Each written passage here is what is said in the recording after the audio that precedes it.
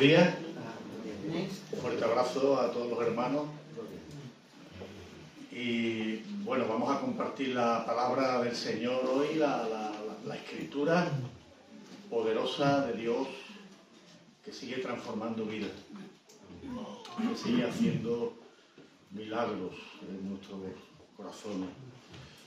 Y bueno, quería llevaros a un pasaje que estamos compartiendo también con los hermanos de la línea, de Algeciras, todo el grupo por las tardes, y quería compartir hoy con vosotros este extracto o sermón, un pequeño sermón en el Evangelio de Marcos.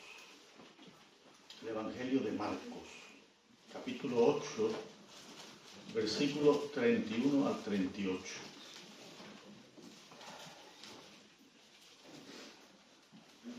Y yo no sé si vosotros tenéis la misma impresión, por lo menos los predicadores que hay, siervos de Dios estudiosos, pero por mucho que a veces peleamos con un texto, a mí me da la sensación de que me quedo en la superficie. No llego a más, hermano. Y recuerdo siempre lo que dice el apóstol, ¿no? Que lo necio y vil del mundo escogió Dios para confundir a los sabios y entendidos. Y creo que esto es importante, ¿no? Porque podemos ver la manifestación de la gloria de Dios, a veces con la luz que Él nos proporciona. Y damos gracias por ello. Así que dice el Evangelio de Marcos, capítulo 8, versículo 31, y comenzó a enseñarles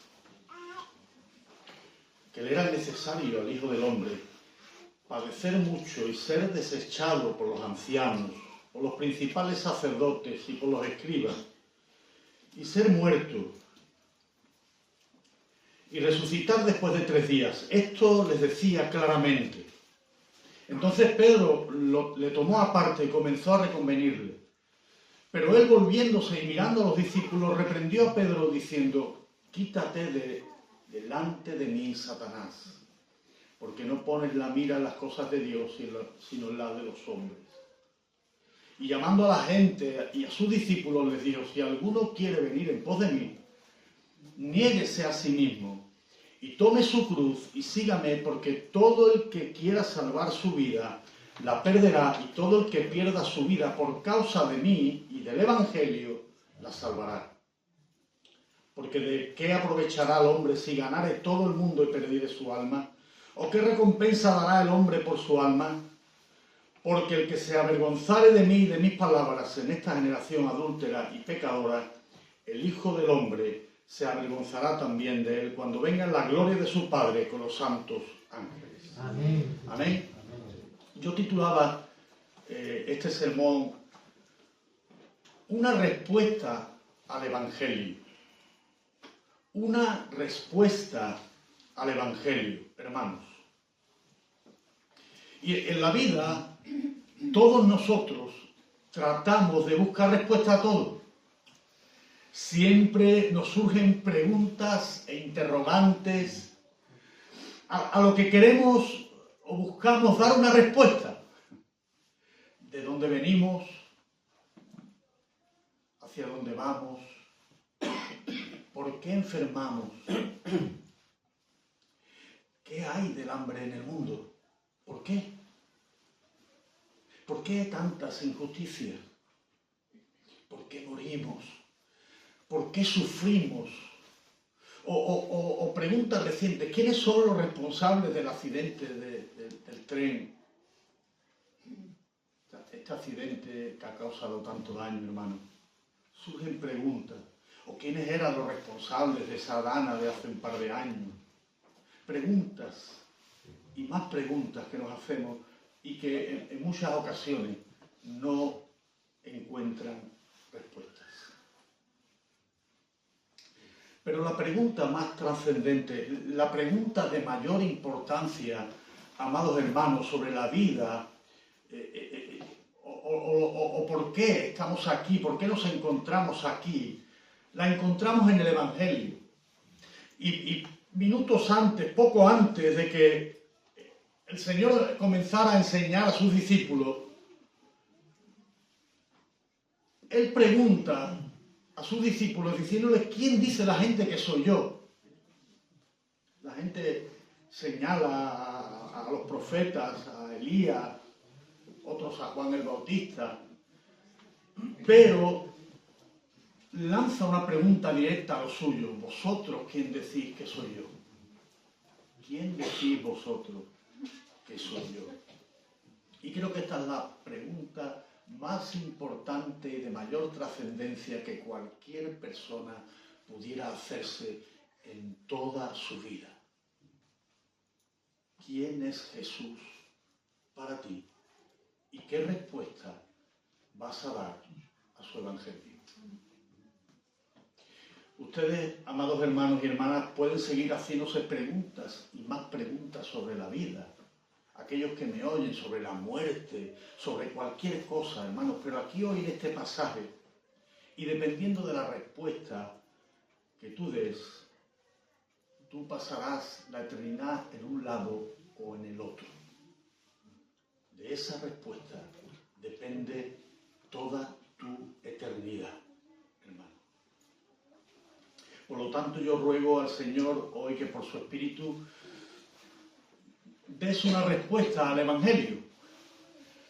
Tú que estás aquí o tú que nos oyes, y quizás tú ya la diste, porque tú eres creyente, porque llevas mucho tiempo en la iglesia, porque un día confesaste a Jesús como el Señor de tu vida, pero también pretendo quizás osadamente responderte por qué tú diste esa respuesta tan importante y trascendente para tu vida. ¿Por qué? Y Marcos, aquí os pongo un poco en el contexto, Marcos comienza con el bautismo de Jesús en el Jordán. Si vemos todo el Evangelio, Marcos comienza con el principio del ministerio del Señor y él trata de demostrar que Cristo es el Hijo de Dios. Capítulo 1, versículo 1, digamos, el propósito del Evangelio es demostrar que Jesús es el Hijo de Dios.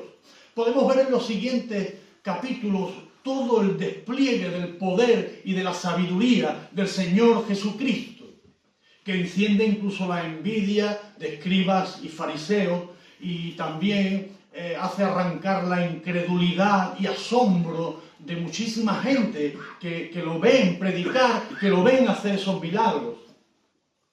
Incluso también vemos el misterio del propio Señor de no revelar su identidad a nadie. No digáis nada a nadie, ¿verdad? Eso lo dice muchas veces en Marcos. Hasta que llegamos a la confesión del capítulo 8 de Pedro ante la pregunta del Señor: ¿quién dice la gente que soy yo? ¿Y quién dice o qué decís vosotros de mí? ¿Quién pensáis que yo soy? A partir de aquí, en este capítulo 8, Marcos divide su evangelio, hermanos, en dos bloques muy importantes y grandes. Jesús había desarrollado todo su ministerio en Galilea hasta aquí, el capítulo 8, versículo 31, y ahora él se encamina a Jerusalén, donde a partir del capítulo 11 al 16 va a desembocar en su pasión y muerte. Por lo tanto, yo he querido dividir ante este título, una respuesta al Evangelio, en 4 secciones, lo que es el relato que hemos visto, o 4 puntos. Primero el versículo 31 y 32, donde el Señor explica su obra, que suscita respuestas. El versículo 33, vamos a ver la reacción de Pedro y su respuesta equivocada. Versículos 34 al 37 vamos a ver esas poderosas demandas del Señor para todo aquel que quiere seguirle y que sugiere una respuesta. El versículo 38 es la conclusión de nuestro pasaje de una verdadera importancia, y es: ¿qué respuesta vas a dar tú a Cristo y a su palabra? ¿Cuál es tu respuesta?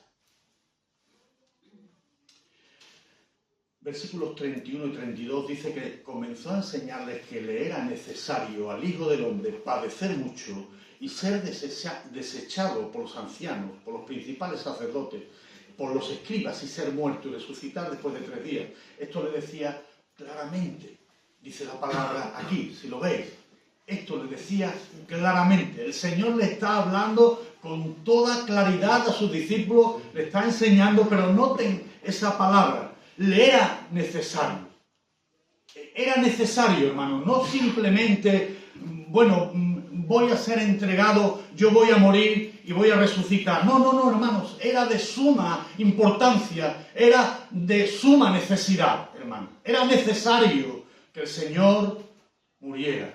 ¿Por qué? Porque tu vida, hermano, la vida de los discípulos pendía de un hilo y dependía de la respuesta que ellos pudieran dar a este evangelio.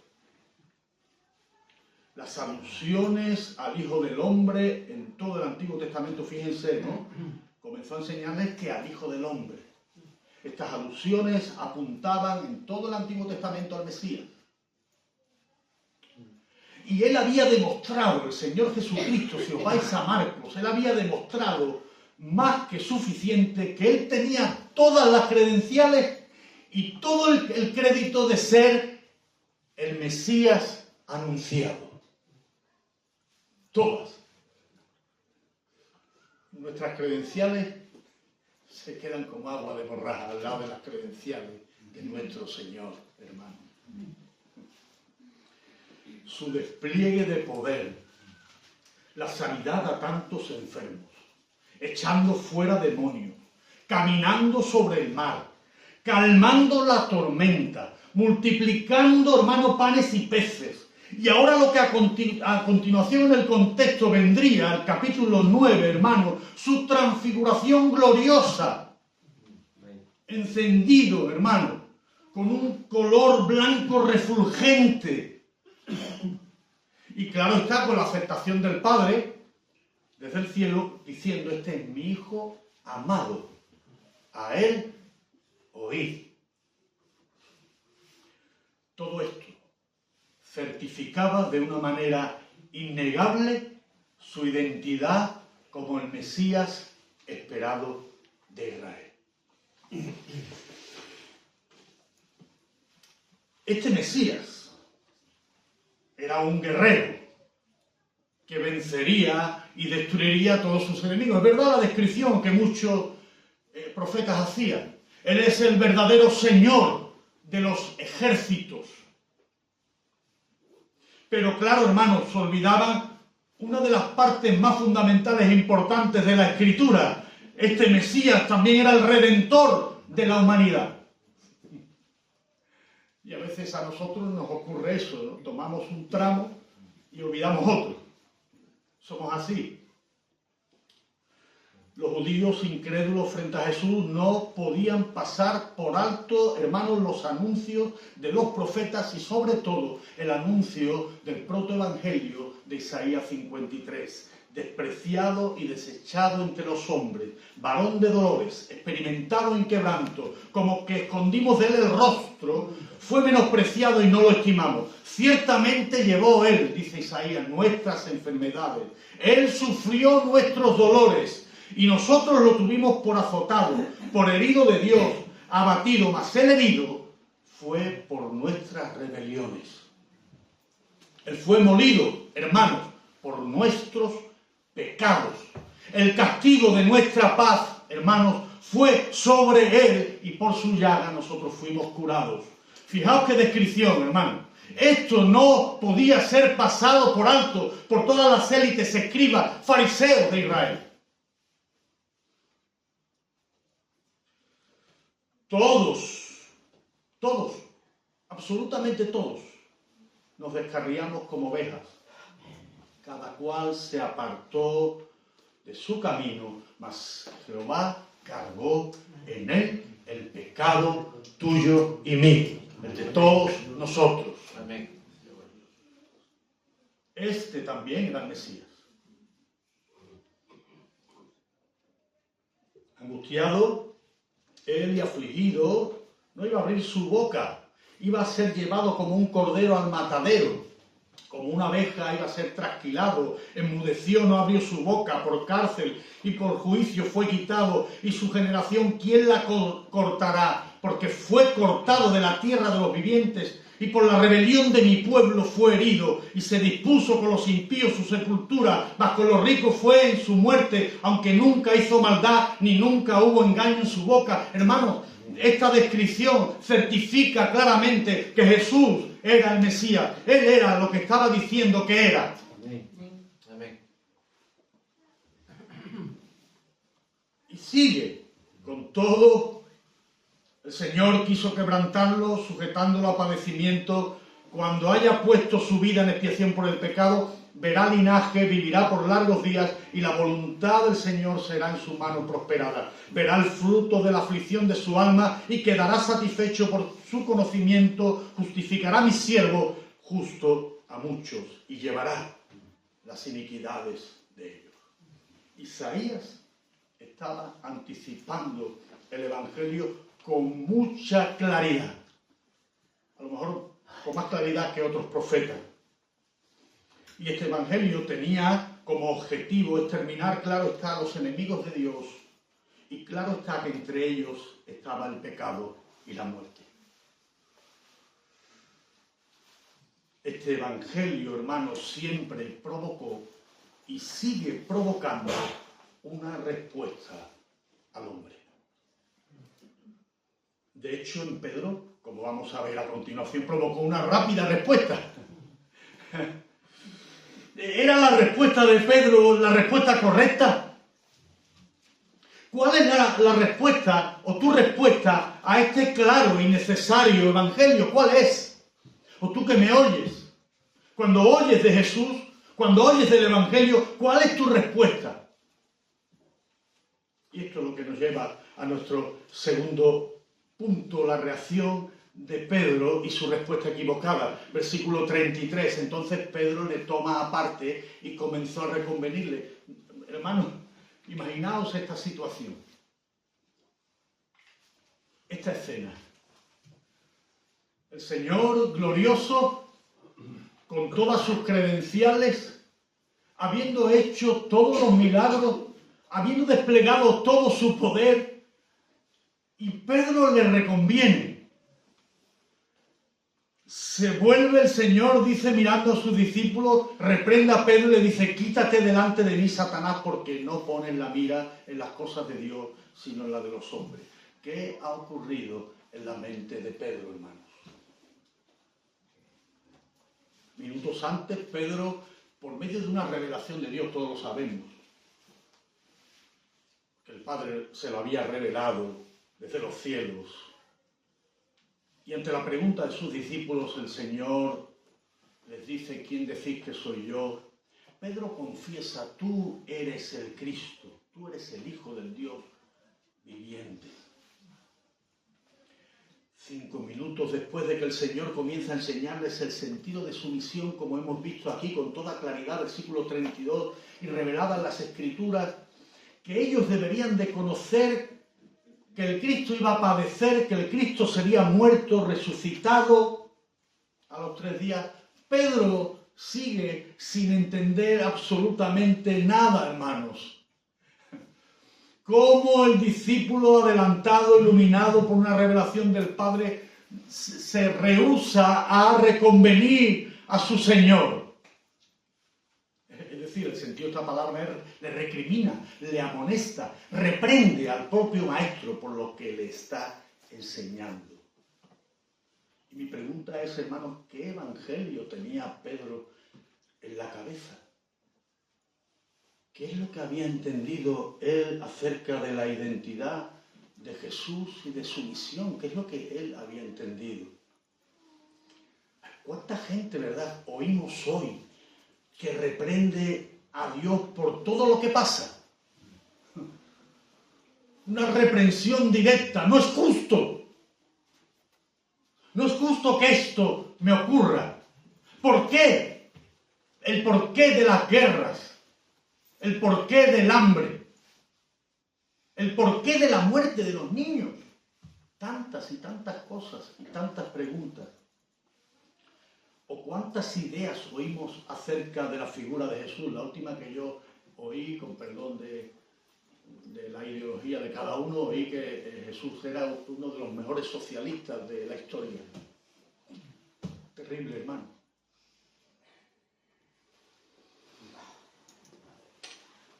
¿Cuántas ideas oímos acerca de la figura de Jesús o de su identidad? Algunos dicen que es un gurú que sube la autoestima. Otros dicen que es un sanador que tiene que sanarte tus dolencias de manera obligatoria y por decreto. Eso oímos. O también Jesús puede ser un crack de las finanzas que va a llenar tu bolsillo de dinero, de expectativas económicas. O el inventor del comunismo, como otros dicen. Hermano, los hombres ponen la mira en sus cosas. No sé si lo entienden. Los hombres ven de su ombligo para adentro. Solo se miran a ellos. Lo suyo es lo más importante y prioritario. Se sientan a sí mismos en su corazón y los hombres desean gobernar sus propias vidas. Mientras que poner la mira en las cosas de Dios es fijar la mirada en Cristo, en su cruz, y sentar al Señor en el trono de tu corazón, destronándote a ti mismo, para que Él sea el patrón y gobernante de tu vida. Esa es la diferencia. Las cosas de los hombres y las cosas de Dios. Este evangelio que predicamos, hermanos, quita tu mirada de las cosas de los hombres y la fija en Jesucristo como el centro y la diana de tu corazón. La pregunta es, ¿qué evangelio tú has creado o diseñado en tu mente? Fijaos la respuesta de Pedro, hermanos, que ya llevaba tiempo con Jesús y había visto todo lo que el Señor había hecho. ¿Qué evangelio tú has creado en tu mente, en tu corazón? ¿Cómo reaccionas tú cuando oyes que el perdón de tus pecados y la reconciliación con el Dios de los cielos encuentran su respuesta solo en la persona y en la obra de Jesucristo?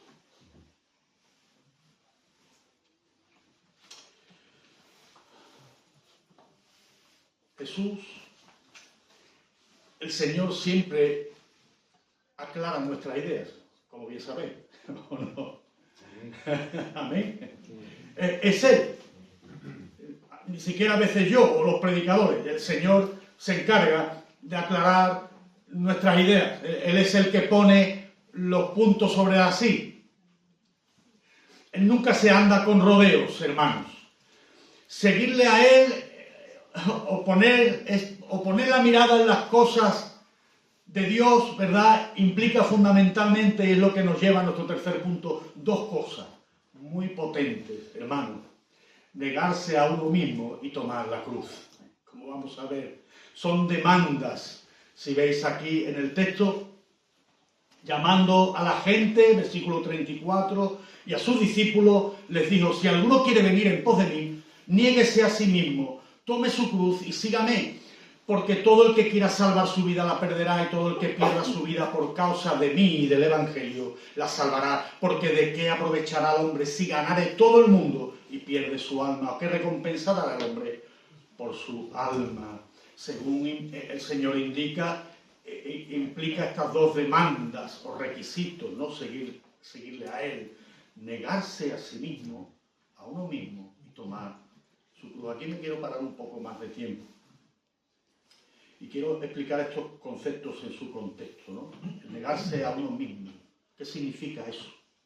Eso, hermanos, no significa, y lo digo primero, una renuncia total a todo cuanto nos rodea, o recluirnos en una habitación totalmente incomunicado o aislado en un monasterio. Eso no es negarse a uno mismo, ¿no? Tampoco el valor que tú tienes como persona humana, o renunciar a tus sentimientos naturales como el llanto, la preocupación, la risa, ¿no? Los cristianos nos reímos, ¿no? Disfrutamos y gozamos lo que el Señor nos concede en su gracia, ¿o no? Con la diana, la mirada puesta en Jesús. No somos de apariencia totalmente herméticos, serios, no es así, no es la realidad. Disfrutamos, nos reímos. No es una renuncia a eso, ¿no? A ese valor como persona. Negarse, hermanos, es una rendición, lo voy a repetir 2 veces, es una rendición total a la voluntad de Dios. Eso es la negación a uno mismo. La rendición total, hermanos, y radical a la voluntad de Dios. Someterse a Jesucristo como su siervo, siendo Él el Señor y tú el siervo. Andar y vivir en el Espíritu renunciando, hermanos, de manera total al control pecaminoso y constante de la carne por amor al Señor Jesucristo y su reino. Eso es negarte a ti mismo. Y número 2, tomar la cruz, que también es importante entenderlo en su contexto. Las palabras del Señor iban mucho más lejos de soportar una enfermedad o una discapacidad o circunstancias difíciles o adversas que a veces tenemos, como que algunos dicen, oh, me ha tocado llevar esta cruz. No es eso, hermano. No significa eso. En aquella época solo los criminales eran sentenciados a muerte y eran los que portaban una cruz. Solo. Cargar una cruz declaraba que esa persona era una persona muerta y que su vida había llegado a su finalización. Habían acabado todos sus sueños, todas sus esperanzas, y esas quedaban enterradas para siempre. Eso era tomar la cruz. Significaba, hermanos, morir al yo para que viviera Cristo en él. Eso era, hermanos. El Evangelio primero, hermanos, crucifica y mata para luego darte vida. El Evangelio, hermanos, mata y arrasa como un fuego en el bosque, y cuando todo lo ha quemado, cuando todo lo ha destruido, entonces, hermanos, vemos esos brotes nuevos, reverdecidos, con más vigor. Amén. El Evangelio, hermanos, no puede edificar nunca sobre cimientos arenosos y frágiles, porque el edificio se va a hundir. Nunca tú podrás injertar un tallo lleno de vida en un árbol muerto. Jamás. Porque eso no dará resultado. Hermanos, el hombre debe de ser resucitado y traído a la vida espiritual para comprender las cosas de Dios, para que él pueda percibir las cosas del Espíritu.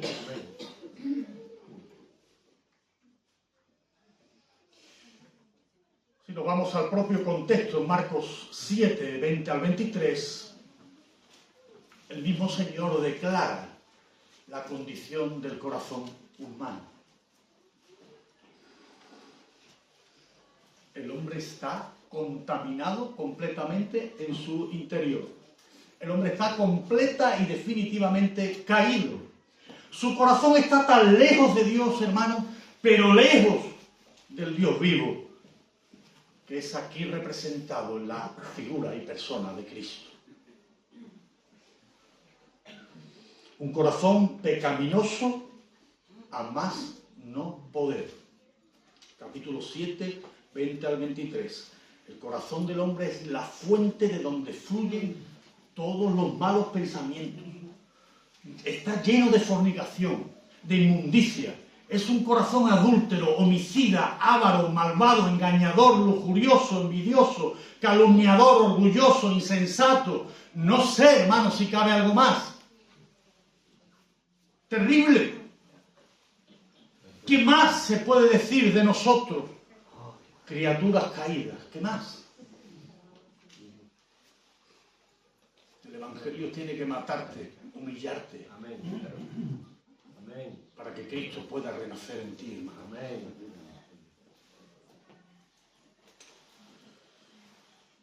Pero la pregunta que surge es cómo puedo llevar estas dos demandas a cabo. ¿Cómo yo puedo aplicar lo que el Señor me está pidiendo?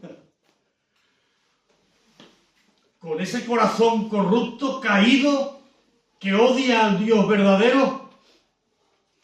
Esto, hermanos, de negarse, tomar la cruz, es todo un reto para ti que me escucha, y es un reto, hermano, un verdadero desafío para alguien que es amante de sí mismo.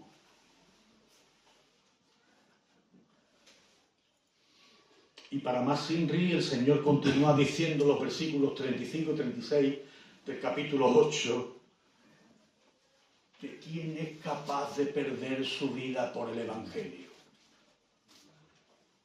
¿Quién está dispuesto a morir por Cristo?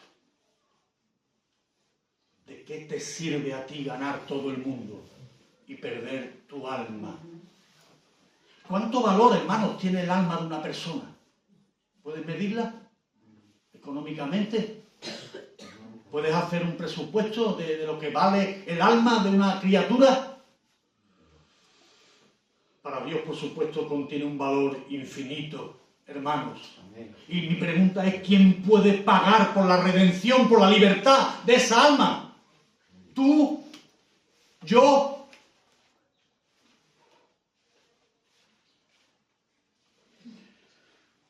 La respuesta a este evangelio es que tú debes de estar dispuesto a morir y a perder tu vida completamente. Esa es la respuesta.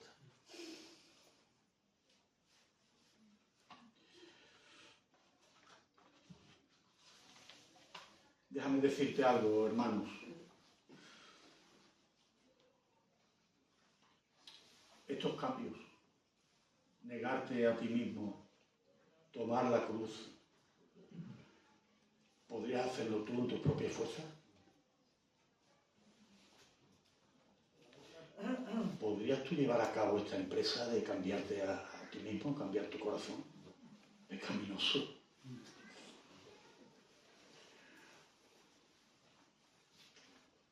Estas dos potentes y poderosas demandas del Señor, no solo a los suyos, sino a toda la gente, dice, solamente son productos del Evangelio. Solo el Evangelio puede llegar a producir una negación propia. Amén. Y la toma de la cruz. Amén. Solo.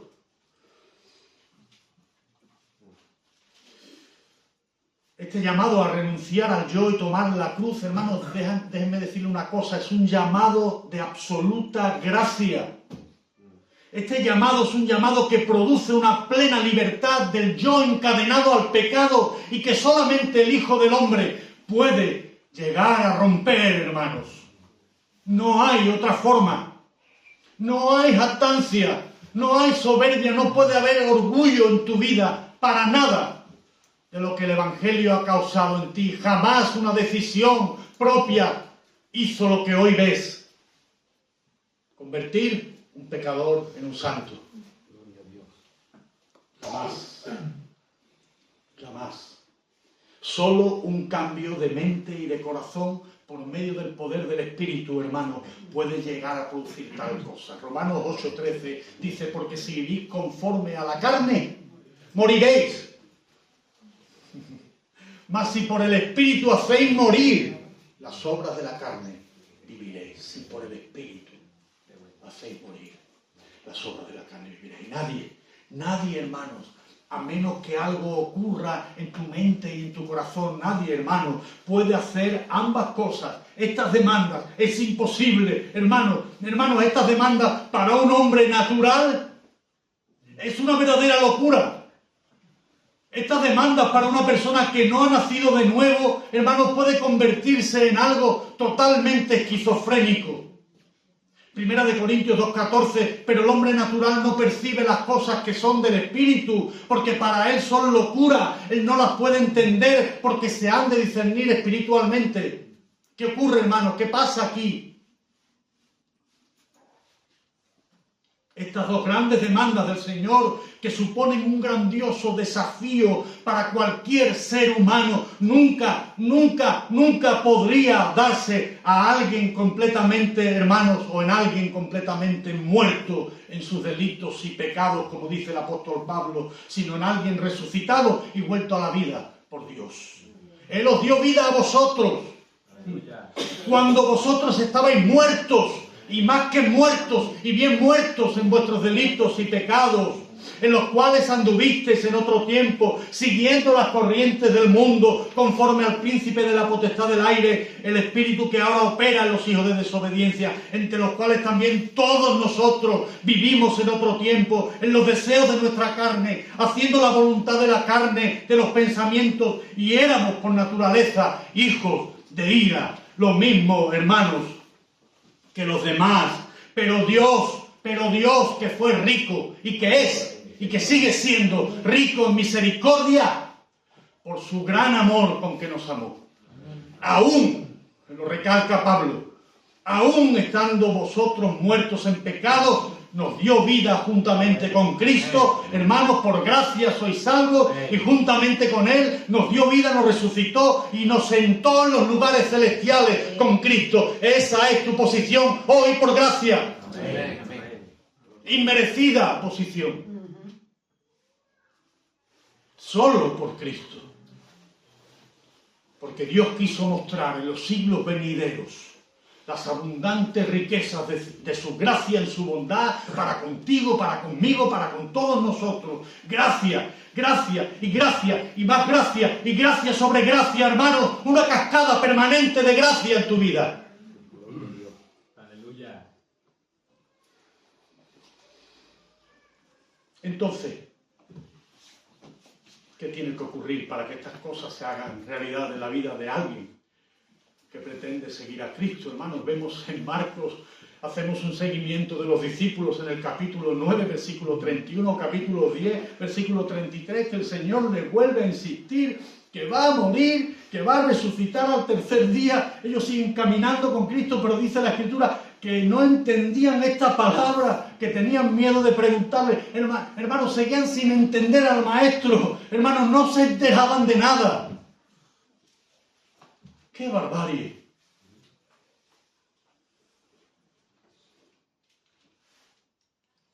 He estado al lado de personas, hermanos, que han estado al borde de la muerte. Y les he predicado el Evangelio. He estado sentado con ellos. Les he abierto las Escrituras. He orado por ellos. ¿Y saben qué, hermanos? Después de que Dios les da la oportunidad, les da una nueva oportunidad, siguen sin responder a este Evangelio, hermanos. ¿Cómo es posible? Apelamos a la soberanía y a la gracia de Dios en su misericordia, que solo Él trae la vida a un muerto.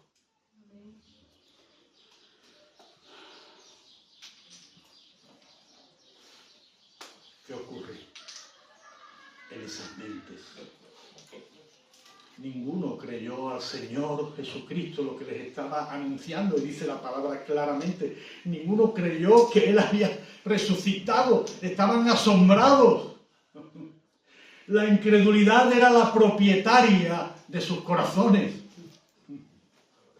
Pero damos gracias a Dios que tenemos la suma de toda su palabra. Amén. Amén. Tenemos la suma.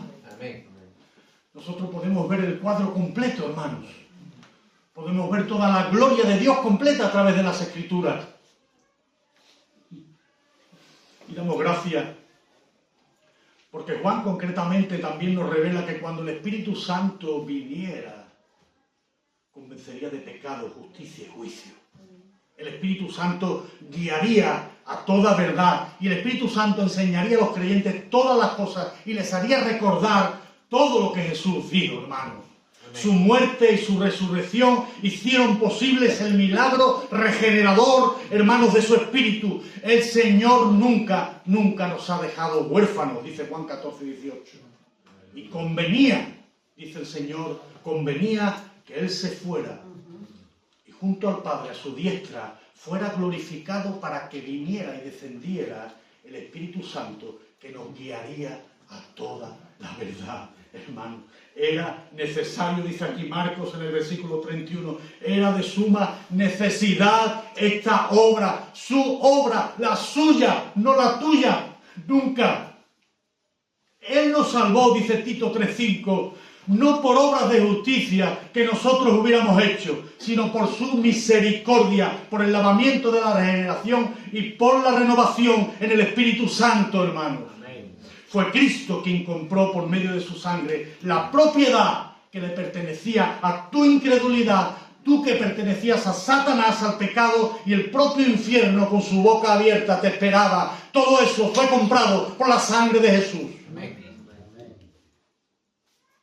Y todos esos derechos pertenecientes a Él te han sido otorgados a ti por gracia. Amén. Qué bueno, hermanos. También podemos contar con los hechos del doctor Lucas, que nos revela que cuando el Espíritu Santo descendió sobre la iglesia, sobre ellos, allí orando, se produjo un cambio radical, hermanos, en esos discípulos. El poder del Espíritu arrasó, quemó lo viejo para dar a relucir todo lo nuevo, la nueva creación en Cristo Jesús. Y además, hermanos, se cumplía la profecía del profeta Ezequiel 36, 24, 27, que digamos, refleja o dice o trae a colación esa operación llevada a cabo dentro de nuestros pecaminosos corazones. Dice el Señor, y yo os tomaré de todas las naciones y os recogeré de todas las tierras y os traeré a vuestro país. Yo esparciré sobre vosotros agua limpia y seréis limpiados de todas vuestras inmundicias, de todos vuestros ídolos os limpiaré. Yo os daré un corazón nuevo y pondré un espíritu nuevo dentro de vosotros y quitaré de vuestra carne el corazón de piedra y os daré un corazón de carne. Y yo, dice el Señor, Él pondrá dentro de nosotros su espíritu. Aleluya. Amén. Amén. ¿Quién puede negarse? ¿Quién puede tomar la cruz de Jesús? A menos que haya una operación poderosa de Dios dentro de tu corazón. Y haré, Él hará, Él haré, dice Ezequiel, que andéis en mis estatutos y guardéis mis preceptos y los pongáis, entonces los pongáis por obra. Amén. El Evangelio ha dado muerte, o debe de dar muerte al viejo Adán, para dar a luz una nueva creación, una nueva criatura. 2 de Corintios 5, 17. Solo, hermanos, cuando eso ocurre, entonces llegamos a vislumbrar. Como yo dije antes, estamos en la superficie, hermanos, no entienden, no entendemos el alcance, hermanos, la grandiosidad, lo glorioso que es este evangelio que nosotros predicamos. Estamos en la superficie. Como dice el apóstol, ahora ves en parte, ahora tú ves como en un espejo de los antiguos, no de los de ahora. Ves en parte. Ahora ves, dice Pablo, oscuramente, pero en aquel día, cuando llegue el día del Señor, entonces verás cara a cara. Amén. Y entonces pasarás de ese estado miserable de hoy, de este cuerpo de muerte caído, pasarás a un estado glorioso, de cuerpo entero, de la cabeza a los pies. Qué bueno. Qué evangelio este, hermanos. Amén. Un evangelio totalmente desviado de algo que te pueda proporcionar satisfacción, deleite, ¿verdad?, a ti mismo, algo económico, algo sentimental. No, hermanos, es un evangelio radical, un evangelio que te cambia profundamente desde dentro, hermanos. Un evangelio que crea una metamorfosis completa en ti, hermanos. Un evangelio que deja de amar este mundo para amar al Dios vivo y verdadero. Amén. Gloria a Dios. Amén. Es el evangelio de la cara, tu cara o la cruz. No hay otra. No hay otra opción. Y estos son los resultados del glorioso evangelio de la muerte y resurrección de nuestro Señor Jesucristo, que ha realizado en ti, hermano, por pura gracia. Amén. Y por eso no podemos ni puedes jactarte de nada, porque tú no has hecho absolutamente nada para merecer y recibir todo este perdón. Absolutamente nada. Este evangelio, hermanos, nos humilla y exalta a Jesucristo.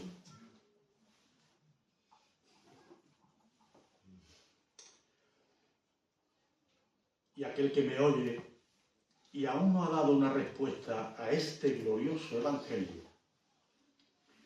la respuesta la enseña el Señor también en el evangelio al principio de su ministerio, solamente puede arrepentirse y creer. Solo puede venir en arrepentimiento a los pies de Jesucristo, despojado de cualquier mérito o orgullo, hermanos. Recibir con la mano abierta como un mendigo que no tiene absolutamente nada que dar, pero mucho que recibir.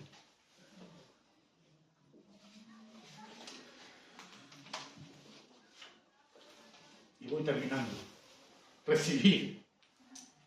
¿Recibir qué, hermano?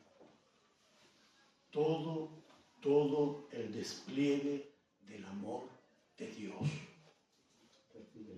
Todo el despliegue del soberano del universo, el Señor de todo lo creado. El Hijo del Padre, la propia imagen y sustancia del Dios invisible, el dueño y propietario de toda vida existente, aquel que se hizo hombre, que se humilló hasta lo más bajo, que tomó tu pecado, que tomó el mío, que lo clavó en la cruz, tomando sobre sí la vergüenza de nuestro pecado, y a ti y a mí nos ha vestido de su plena justicia. Ese es el evangelio que predicamos, hermanos. Y jamás llegarás a entender este evangelio en toda su dimensión, como dije antes. Hermano, me quedo en la superficie, no llego a entender.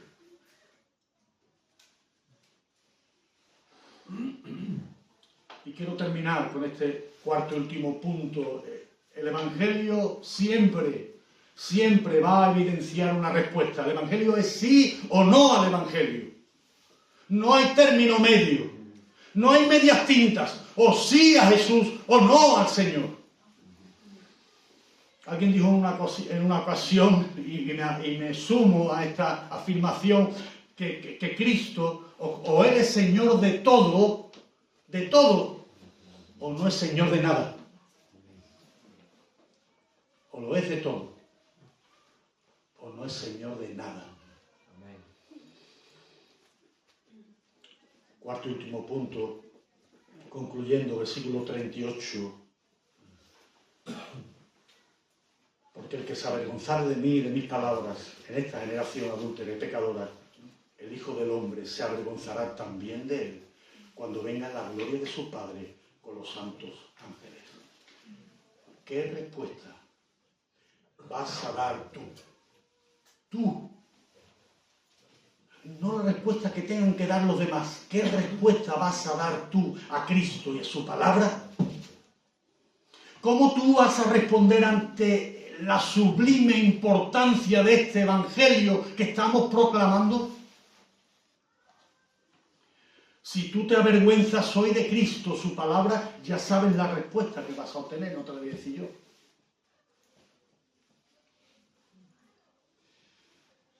Y tú que dices, mi amado hermano, mi amada hermana, que eres creyente, que eres discípulo de Cristo, pide al Señor que Él cada día siga transformando tu mente, sosteniendo tu corazón, y que enfoque tu mirada en la cruz. Amén. Cada día pídele al Señor que por su Espíritu tú hagas morir tu yo, tu ego, Amén. tú. Amén. Y poder decir como Pablo, con Cristo estoy, totalmente crucificado, y ya no vivo yo, mas vive Cristo en mí. Y lo que ahora vivo en la carne, lo vivo en la fe del Hijo de Dios, el cual me amó y se entregó a sí mismo por mí. Amén. Amén. Gloria, gloria al Señor, hermano.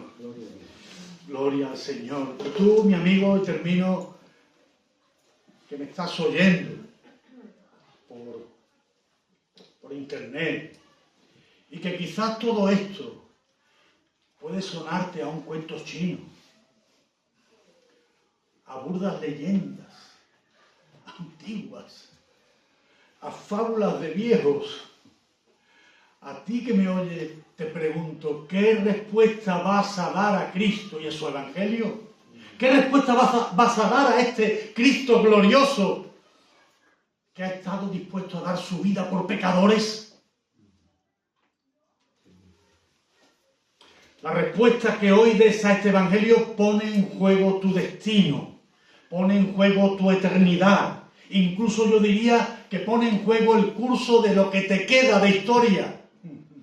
Porque Cristo cambia las vidas. Amén. Amén. Amén.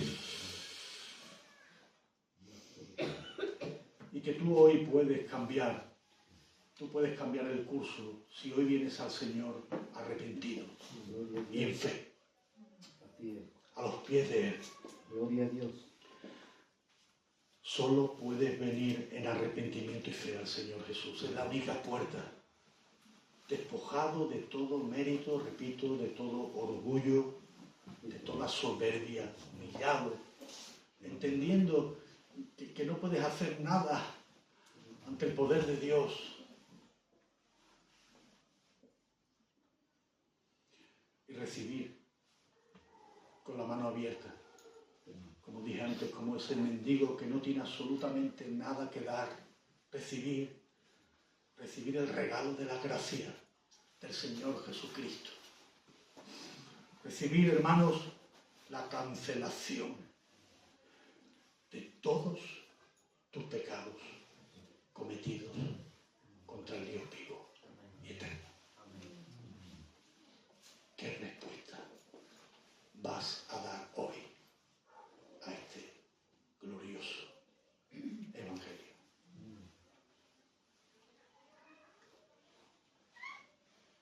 Que Dios te bendiga. Amén.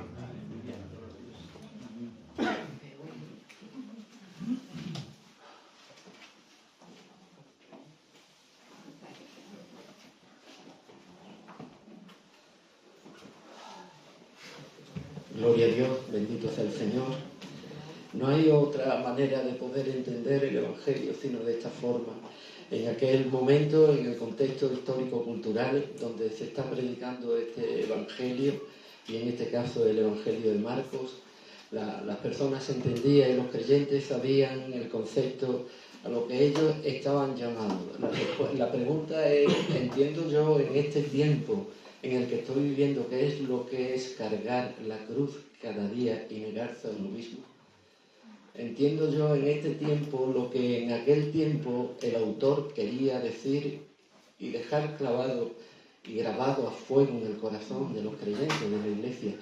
Porque esta palabra quiero que entendamos que era una palabra dada para la Iglesia. La Iglesia tenía que entender que era la cruz el lugar donde podíamos recibir la remisión para nuestras vidas. Ese es el lugar, la cruz. Y allí, como bien ha explicado nuestro hermano querido y pastor, es donde nosotros tenemos que alcanzar la remisión de nuestras vidas, el poder saber que allí hemos recibido la propiciación necesaria. Y esto es lo que nos toca a nosotros en esta semana que tenemos para poder meditar en tantas cosas, ¿no?, que podemos meditar. Pero esta palabra nos la ha dado el Señor hoy para nosotros. Igual que dio esta palabra en aquel tiempo para la Iglesia del Señor. Esta palabra es para que nosotros tomemos la forma en la que el Señor nos enseña en este tiempo qué es tomar la cruz. Y como bien enseñaba el hermano, es no tanto yo y no tanto tú, sino más Cristo en nuestras vidas. Ya no vivo yo, vive Cristo en mí. Amén. Y lo que ahora hago, lo hago en la fe del Hijo de Dios, el cual, observe usted, me amó y se entregó. Me amó. Hoy el Señor sigue amándonos. Se entregó, pero sigue amándonos. no somos, como bien decía, no somos un desecho, sino un proceso de Dios. Y si Dios tiene hablado a su vida y a mi vida en esta mañana, Él quiere hacer un proceso que va a durar hasta que nosotros estemos con Él. Pero deja que el Señor moldee nuestras vidas. Amén. Amén. Nos ponemos de pie. Oramos al Señor, damos gracias.